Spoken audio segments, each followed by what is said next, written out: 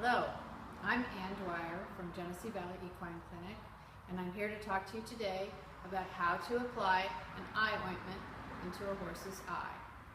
I think it will help you if you understand the anatomy that surrounds the eye. Here is a horse skull, and the eye sits right here inside this hole in the skull. That hole in the skull is called the orbit, and you can see that there is a ridge along the top here, and I make use of this ridge when I'm applying medication to the horse's eye.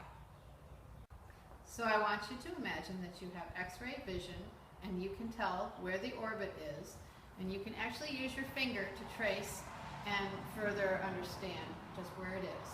So here is the horse's eye here, and if you feel with your finger, you can feel that hard ridge that constitutes the border of the orbit.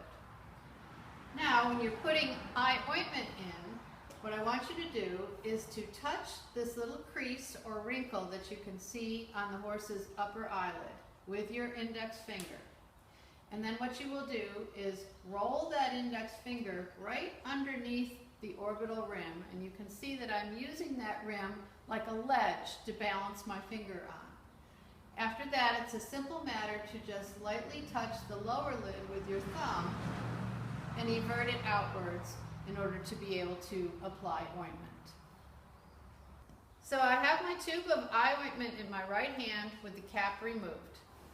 I take my left hand and I apply it to the wrinkle on the eyelid and let the index finger rest against the orbital rim, taking the thumb of my left hand and everting the lower lid, just like this.